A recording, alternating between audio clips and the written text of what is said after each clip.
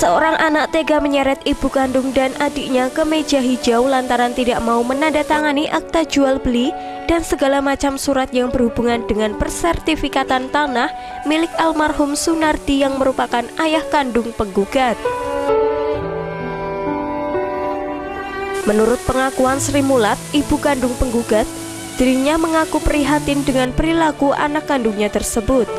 Anak yang seharusnya memberikan perlindungan kepada orang tua dan adiknya malah bersikap durhaka kepadanya. Bu, mungkin dijelaskan Bu dengan permasalahannya dengan di sini Bu, seperti apa Bu? Seperti apa ya? Diceritakan aja Bu. Ya gitu. Kok sampai tahu-tahu digugat gini? Gugat gini? Iya. Sudah tahu gugatannya apa Bu? Masalah tanah. Tanah. Seperti apa Bu? Mau kan katanya dijual, tapi saya tidak ngerti itu. Oh. Jadi, Bapak sih ngerti. tapi ibunya ibu tidak tahu ya kalau itu Tidak dijual. tahu.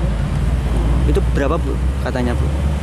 150 katanya, 150. tapi saya nggak tahu. Nggak tahu. Uangnya di mana itu Bu? Nggak tahu saya. Oh. Tapi ibu tidak pernah merasa menjual ya Bu? Boten. Dengan gugatan dari anak ini jenengan prihatin nggak Bu? Nggih prihatin aku.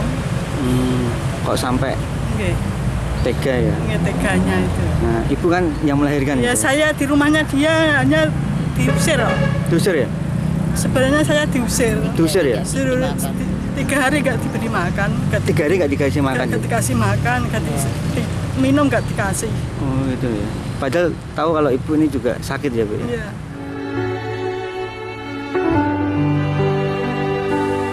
Sri Mulat menambahkan, dirinya tidak pernah merasa menjual tanah dengan harga 150 juta kepada siapapun termasuk kepada anaknya sendiri. Bahkan ketika tinggal di rumah penggugat, dirinya selama 3 hari tidak diberi makan dan minum, padahal sudah tahu bahwa dirinya sedang sakit stroke. Sementara itu, Dwi Nur Wahyunita, yang merupakan adik kandung penggugat mengaku tidak tahu menahu persoalan tersebut. Tiba-tiba dapat surat panggilan dari Pengadilan Negeri Pati untuk diadili.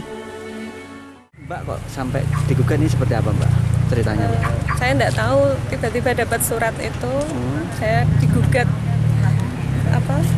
di denda berapa tuh 295 juta sama kalau enggak mau tanda tangan dihukum. Dihukum ya?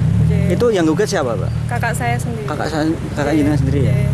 Itu karena jual beli atau bagaimana? Iya, jual beli. Saya sendiri aja enggak tahu, saya posisinya enggak di Serut Sadanya, domisilinya enggak di situ.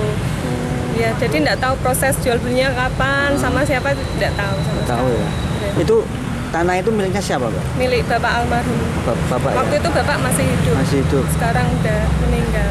Berarti itu dipaksa gitu ya Mbak? Iya, bilangnya dipaksa. Padahal Bapak juga buta ya kayaknya? Iya, Bapak buta dan sakit-sakitan. Ketika proses jual beli itu ada yang menyaksikan nggak? Nggak ada. Nggak ada. Dari pihak Bapak nggak ada sama sekali. Waktu itu Ibu juga nggak di rumah. Ibu berada di rumahnya bule waktu itu. Bahkan kena stroke, jadi dirawat bule di rumahnya. Informasinya juga ada pihak penggugat itu mengklaim bahwa ada hutang di BRI, itu benar nggak? Nggak benar sama sekali. Nggak benar ya? Memang ada hutang, cuma tiap bulan kami selalu transfer. Soalnya saya sendiri yang transfer. Oh gitu. Iya. Berarti itu salah ya, Mbak ya? Salah sama sekali. Kalaupun itu benar kan seharusnya kan sebagai anak harus memberi untuk membayarkan kan, bukan terus untuk menjual kan, Mbak? Iya. Itu hanya rumah satu-satunya ya, Mbak ya? Iya. Katanya ditawar 600 juta juga ya? Iya, pernah ditawar orang, terus orangnya nggak tahu diancam atau apa, terus nggak berani. Gitu ya. Iya. Dengan seperti ini mungkin harapan sampai kakak kok sampai menggugat adik dan ibu kan, mungkin harapan ke majelis hakim seperti apa? Ya, supaya dapat keadilan yang seadil-adilnya, kebenaran yang sebenar-benarnya. Kalau yang mediasi tadi gimana, Mbak? Menolak atau bagaimana? Ini dia menerima sih.